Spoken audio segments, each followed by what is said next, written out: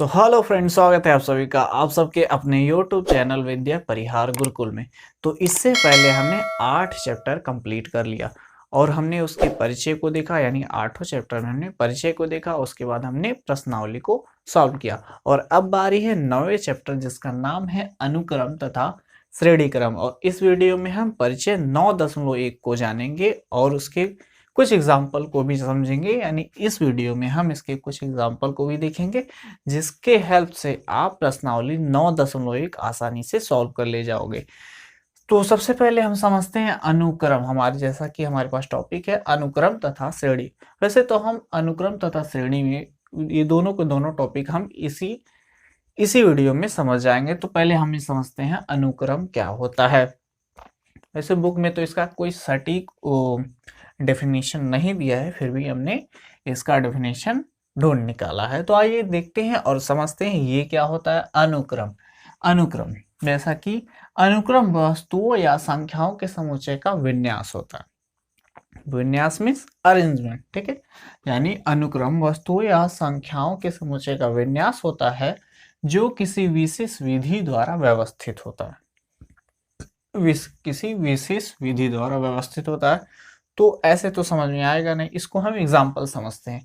जैसे हमारे पास एक विशेष विधि ये लिखा हुआ है कि हमारे पास जो an है, an जो है संख्या है, ठीक है। हमारे पास an बराबर लिखा हुआ है 2n+1। ये हमारे पास विशेष विधि दिया हुआ है, ठीक है। और यहाँ पे जो n है वो प्राकृतिक संख्या यानी नेचुरल नंबर से बिलोंग करता है। तो इसका मतलब क्या हुआ? इसका मतलब क्या हुआ अगर हम n बराबर 1 रखते हैं, ठीक है, यानी पहली संख्या देखते हैं, ठीक है। तो हम क्या करते हैं a1 लिखेंगे। देखो देखो देखो, हमने n बराबर 1 रखा यानी पहली संख्या। अब देखो नेचुरल नंबर है यानी n का मान क्या होगा, n का मान क्या होगा 1 2 3 4 5 6 7, यही प्राकृतिक संख्याएं होती है ना, ठीक है। तो n का मान हम 1 रखते हैं यानी पहली संख्या देखेंगे, n की जगह पे 1 रख दो, क्या आएगा 2 1 2 1 3, ये हमारे पास a1 यानी पहली संख्या आ गई। अब हम दूसरा संख्या निकालते हैं तो n की जगह पे हम 2 रख देंगे, ठीक है। तो ये हमारे पास आ जाएगी दूसरी संख्या। n की जगह पे 2 रख के गुणा कर दो, 2 दूना 4 1 5, यानी ये हमारे पास दूसरी संख्या आएगी। और इसी तरह हमारे पास एक तीसरी संख्या आएगी, तो 3 से गुणा करेंगे 3 6 1 7।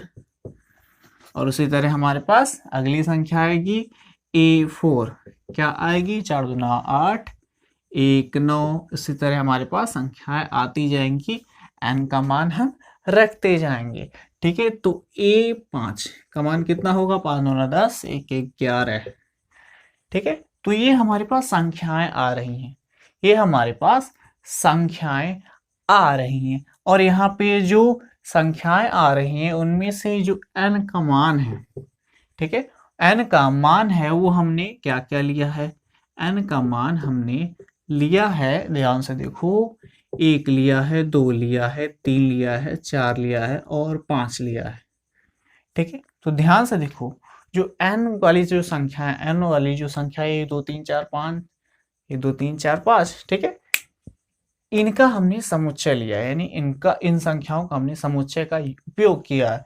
और ये जो संख्या है क्या है, प्राकृतिक संख्या है। तो ध्यान से देखो क्या बोला गया, अब समझ में आ जाएगा। अनुक्रम वस्तुओं या संख्याओं के समुच्चय का विन्यास होता है, ठीक है। संख्याओं के समुच्चय का विन्यास होता है।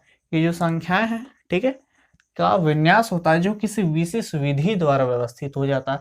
और इसको हमने व्यवस्थित किया किस फॉर्म में, an बराबर 2n+1 के फॉर्म में, ठीक है। इस विधि द्वारा हमने व्यवस्थित किया है और ये हमारे पास संख्याओं का समुच्चय है, ठीक है। अच्छा, यहाँ पे विन्यास बोला यानी अरेंजमेंट, ठीक है। तो हम इसको अरेंज भी कर देते हैं। हमारे पास पहली संख्या क्या है, पहली संख्या क्या है हमारे पास 3 है, उसके बाद 5 है 7 है 9 है 11 है।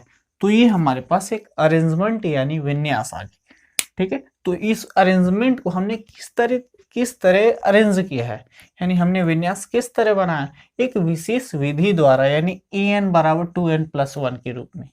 इस विधि द्वारा हमने इस अरेंजमेंट को बनाया जिसमें हमने n संख्याओं को यूज किया है। देखो n संख्याओं के एक समुच्चय को यूज किया, 1 2 3 4 5। ठीक है, ये क्या है, प्राकृतिक संख्या है, इनका हमने यूज करके इस विधि द्वारा इस अरेंजमेंट को बनाया है, तो ये एक अनुक्रम हो गया। ठीक है, एक बार और देखते हैं डेफिनेशन क्या है। अनुक्रम वस्तु या संख्याओं के समुच्चय का विन्यास है। वस्तु तो है नहीं, संख्याओं के समुच्चय का एक विन्यास है जो किसी विशेष विधि द्वारा व्यवस्थित किया गया। इस विधि द्वारा यानी an बराबर 2n+1 के फॉर्म में इस विधि द्वारा इसको अरेंज किया गया है, तो ये हमारे पास अनुक्रम आ गया। समझे?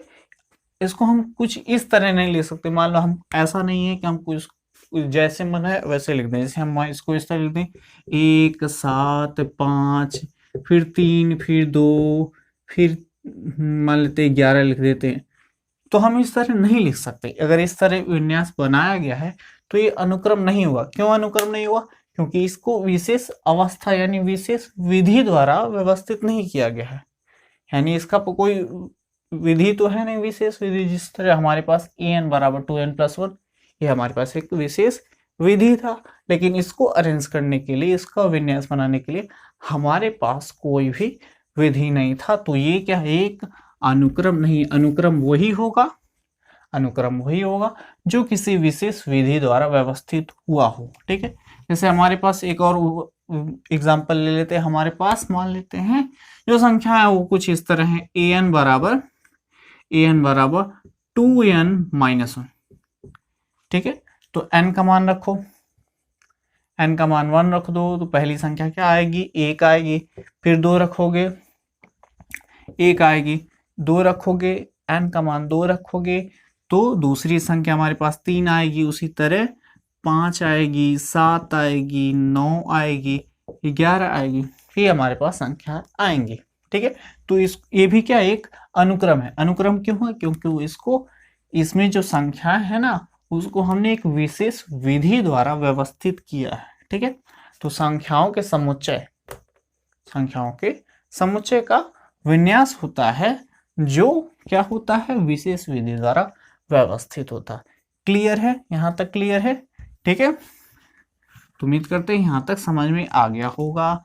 अब समझते हैं ये जो अनुक्रम होता है वो कितने टाइप्स का होता है। अनुक्रम कितने टाइप्स का होता है?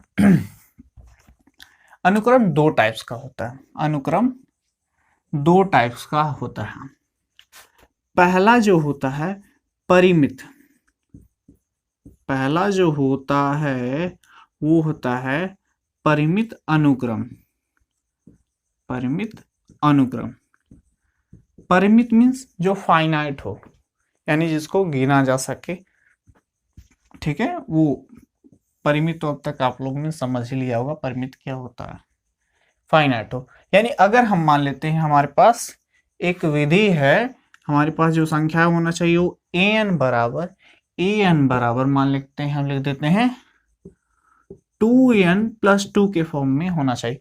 ये हमारे पास विधि है। ठीक है, और n जो होना चाहिए वो हम संख्याएं ले लेते हैं। क्या ले लें? 1 ले लेते हैं, 2 ले लेते हैं, 3 ले लेते हैं, 4 ले लेते हैं। ठीक है, ये सारी संख्याएं होनी चाहिए। और अब हम क्या करते हैं, एक अनुक्रम बनाते हैं। तो अनुक्रम क्या होगी, n की जगह पे 1 रखो, यानी पहली संख्या रखोगे, क्या होगा, अरे n की जगह पे 1 रखो तो a1 आ जाएगा। a1 यानी पहली संख्या क्या आएगी, यहाँ 2 रखोगे।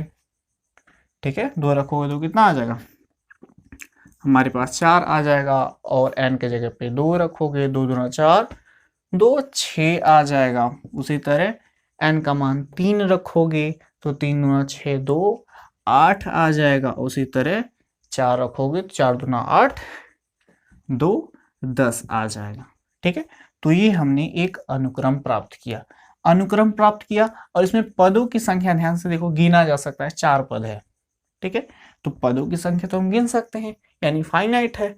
अगर पदों की संख्या हम गिन सकते हैं तो यानी ये क्या है, परिमित, ये हमारे पास परिमित अनुक्रम है। ठीक है, परिमित अनुक्रम, ये अनु लिखा हुआ है, ये कोई लड़की का नाम नहीं लिखा हुआ, अनुक्रम लिखा हुआ है। ठीक है, तो ये हम यानी इसको गिन सकते हैं, इसमें पदों की संख्या को गिन सकते हैं, इसलिए हम इसको परिमित अनुक्रम बोलेंगे। ठीक है, क्योंकि n का मान हमारे पास जो समुच्चय दिया गया था 1 2 3 4, ठीक है, ये संख्याएं दी गई थी।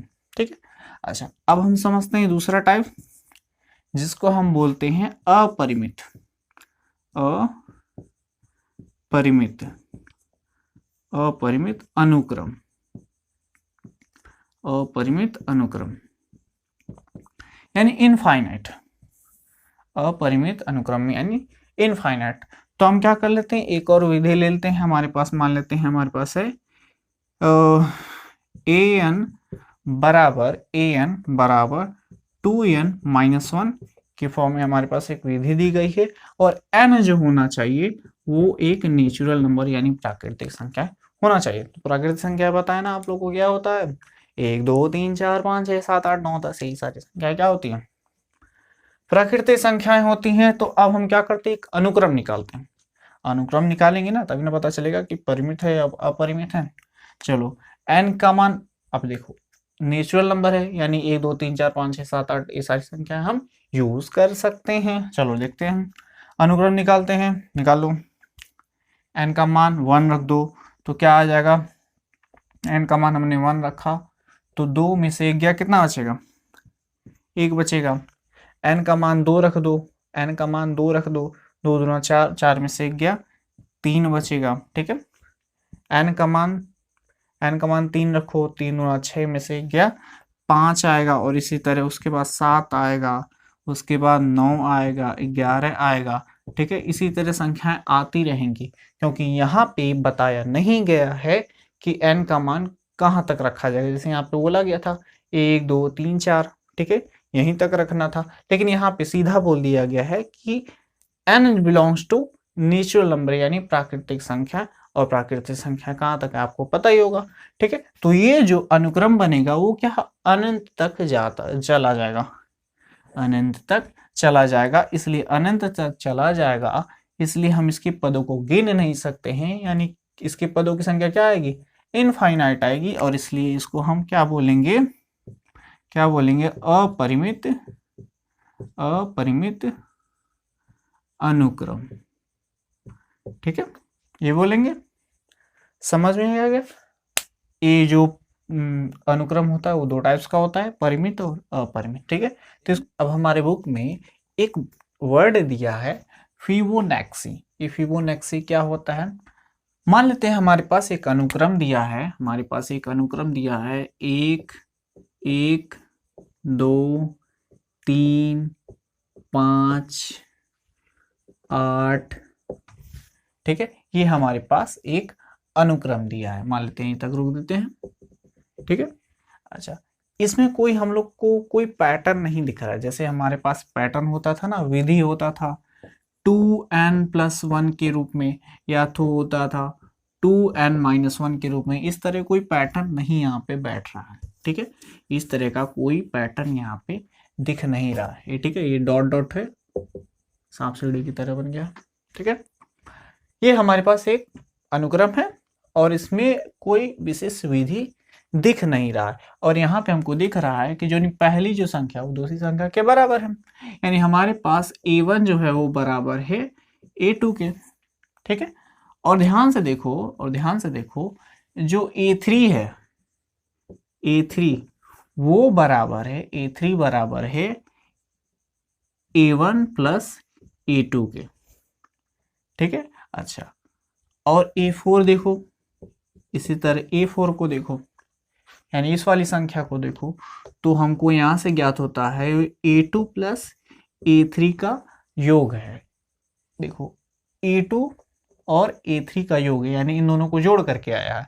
उसी तरह ये भी संख्या क्या है, इन दोनों को जोड़ करके आया है, यानी हमारे पास a5 जो है, यानी पांचवा वाली जो संख्या 1 2 3 4 5, पांचवी जो संख्या है वो आया है ध्यान से देखो, A3 और A4 को जोड़ करके आया है, ठीक है, दिख रहा है। उसी तरह हमारे पास अगली संख्याएं आती जा रही हैं, यानी हमारे पास इसका कोई पैटर्न तो दिख नहीं रहा है, इसका कोई हमारे पास विशेष विधि नहीं दिख रहा है, लेकिन फिर भी हम इसको इस तरह लिख सकते हैं। यानी हमारे पास जो संख्या है कुछ an के फॉर्म में होंगी, n की जगह पे हमारे पास 1 2 3 4 है, ठीक है, an के फॉर्म में है, और हमारे पास ये जो है वो क्या है, उसके एक अंक अगर ध्यान से देखो पांचवी वाली संख्या, यानी उससे एक दो अंक पहले वाली और उसके बाद उसके जस्ट पहले वाली संख्या को जोड़ा गया है, यानी a n-2 को जोड़ा गया है और a n-1 को जोड़ा गया है, ठीक है। जैसे अगर हमको पांचवी संख्या निकालनी है, ये तो n बराबर 5 रखेंगे, ठीक है, और 5 में से 2 को घटाएंगे 3 और उसको जोड़ देंगे, 5 में से 1 को घटाएंगे 4, ठीक है। यानी अगर A5 हमको ज्ञात करना है तो A3 और A4 को जोड़ करके जो संख्या आएगी वही क्या होगी, A5 होगी, ठीक है। तो यानी हम इसको इस तरह लिख सकते हैं, इस तरह हम लिख सकते हैं, क्लियर है। लेकिन हमारे पास इसके लिए कोई इस तरह का पैटर्न नहीं दिख रहा है, इस तरह का पैटर्न नहीं दिख रहा, ठीक है, इस तरह का, या फिर 2n-1 के रूप में, या फिर 2n के रूप में, ठीक है, इस तरह का कोई पैटर्न नहीं दिख रहा है। हालांकि यहाँ पे ये भी हो सकता है 3n+1, ये सारी भी संख्या हो सकती हैं, यानी इस तरह हमारे पास कोई विशेष विधि दिख नहीं रहा, लेकिन हम देखो कुछ इस तरह लिख सकते हैं, यानी पहली जो है वो दूसरी के बराबर है, ठीक है, तीसरी जो है वो पहली और दूसरी का योग है, ठीक है। तो इस तरह हम इसको लिख सकते हैं, ठीक है। तो इस तरह की जो अनुक्रम होते हैं इसको हम फिबोनाची बोलते हैं, ठीक है, फिबोनाची बोलते हैं, क्लियर है। हालांकि इस पे ज़्यादा एग्जाम्पल शायद आएगा नहीं, शायद नहीं हो इस पे क्वेश्चन, लेकिन आएगा तो हम बता देंगे आगे, ठीक है।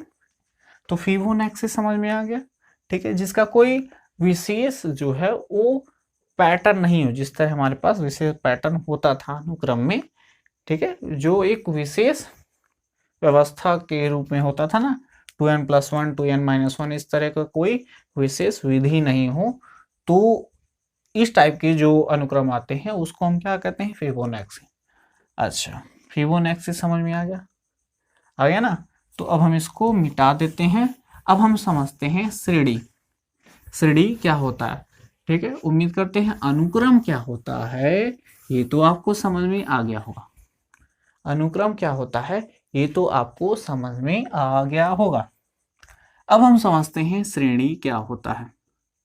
श्रेणी, जिसको हम सीरीज भी बोलते हैं, चलो देखते हैं।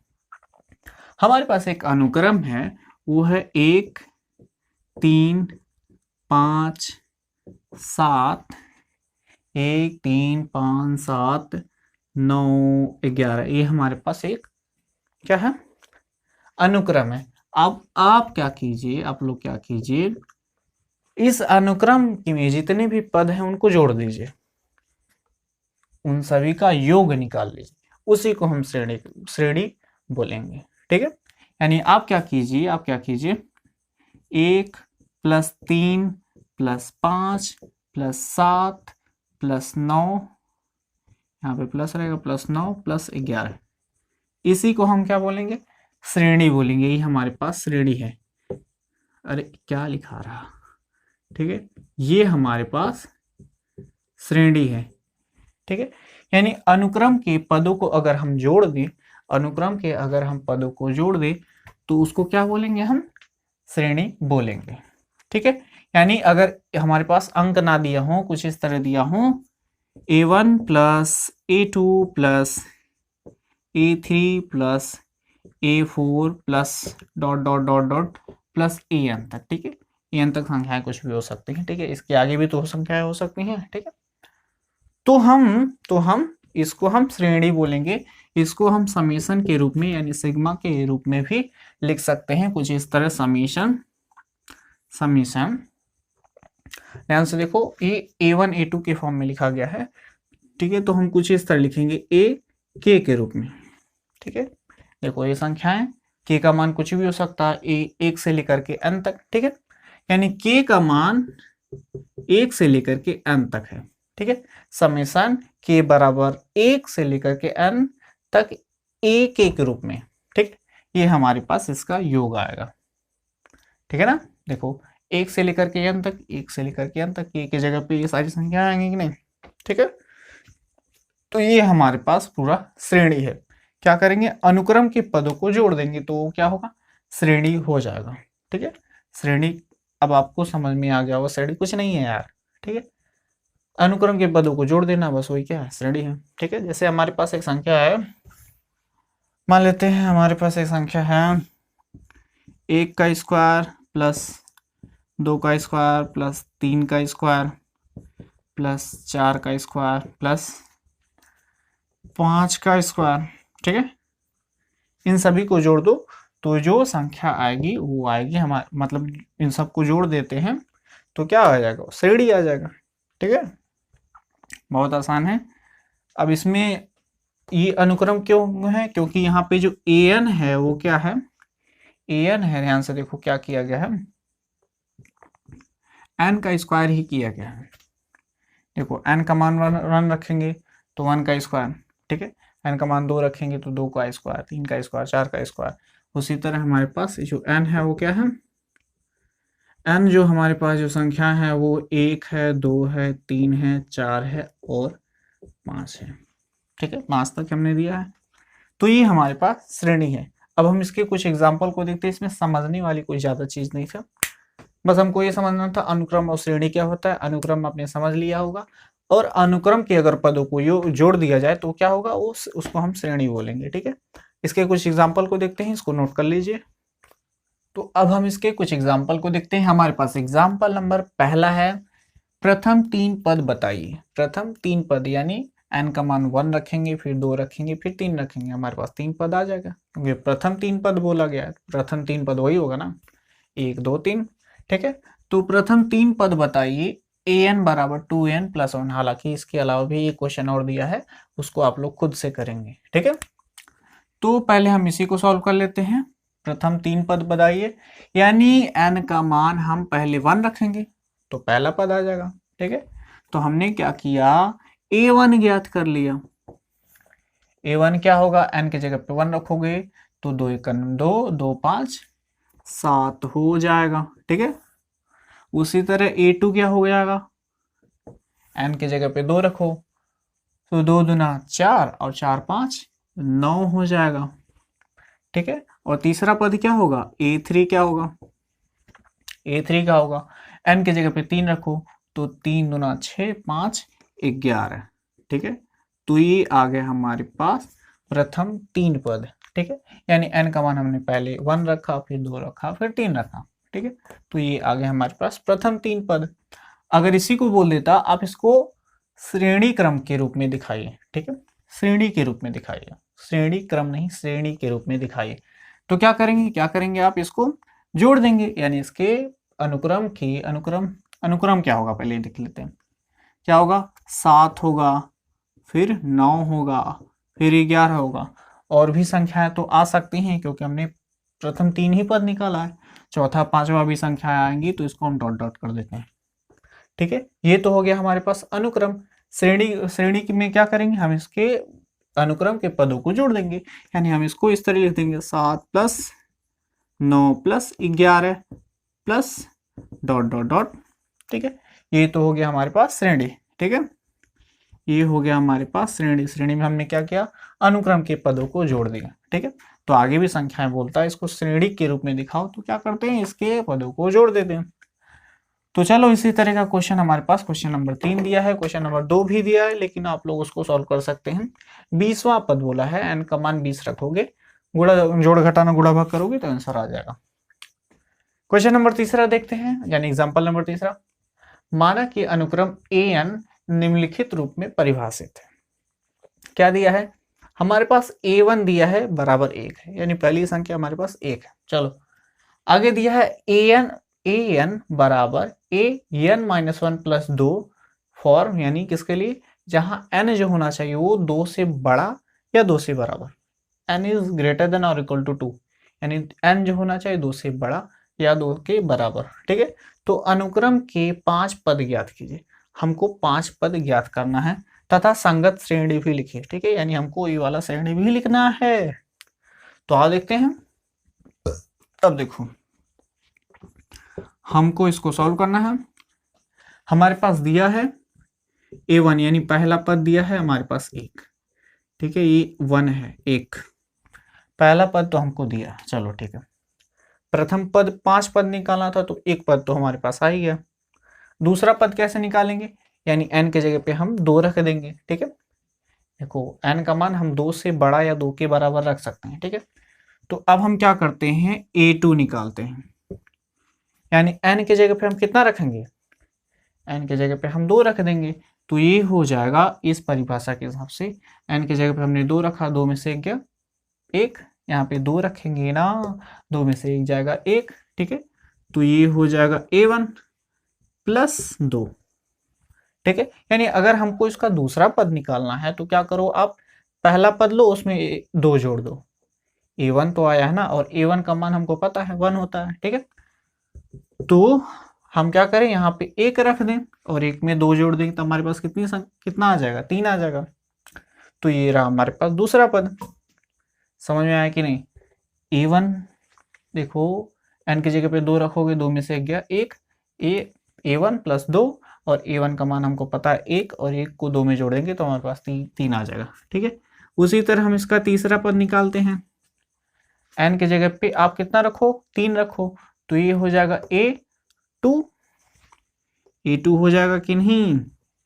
n के जगह पे 3 रखोगे, 3 में से 1 गया 2, यानी A2 प्लस 2 तो यहाँ पे रहेगा ही। ठीक है, A2 का मान हमारे पास कितना है, 3, 3 में 2 जोड़ दोगे हमारे पास 5 आ जाएगा। ठीक है, उसी तरह हम A4 भी निकालेंगे। A4 निकालेंगे तो यहाँ पे हमारे पास आ जाएगा A3 प्लस 2। A3 का मान हमारे पास 5 है, 5 2 7। ठीक है, कितनी संख्या होगी, 1 2 3 4। एक और संख्या हमको निकालना है A5, तो ये हो जाएगा A4 प्लस 2 बराबर 7 2 9। ये हमारे पास आ गए प्रथम पांच पद। प्रथम 5 पद आ गया ना, हमको तो ये निकाला प्रथम 5 पद याद कीजिए। अब क्या बोला, संगत श्रेणी भी लिखिए। ठीक है, संगत श्रेणी क्या होगा, इसके पदों को हम जोड़ देंगे। तो श्रेणी क्या होगा, श्रेणी क्या होगा, इसके पदों को हमने जोड़ देना है। यानी 1 प्लस 3 प्लस 5 प्लस 7 प्लस 9। ठीक है, plus dot dot dot dot dot. ठीक है, आगे डॉट डॉट डॉट हम आगे बढ़ा देंगे। क्यों बढ़ाएंगे, क्योंकि हम यहाँ तो बोला गया 5 ही पद निकालना है ना, और भी तो पद हो सकते हैं, 6वां पद होगा, 7वां पद होगा।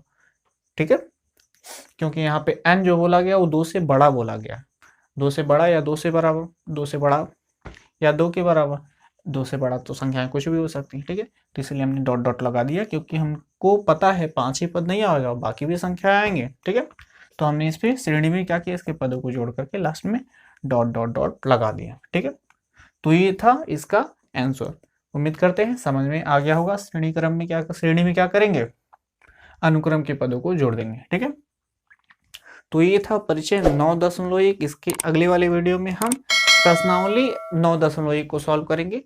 उम्मीद करते हैं ये सब एग्जाम्पल समझ जाने के बाद, एग्जाम्पल बहुत ही सिंपल है, एग्जाम्पल समझ जाने के बाद आपको प्रश्नावली 9.1 के एक भी क्वेश्चन फंसेंगे नहीं। ठीक है, अगर फंसेंगे भी तो प्रश्नावली 9.1 को हम सॉल्व कराएंगे, वहां से आप देख सकते हैं। तो मिलते हैं अगले वीडियो में, तब तक के लिए धन्यवाद।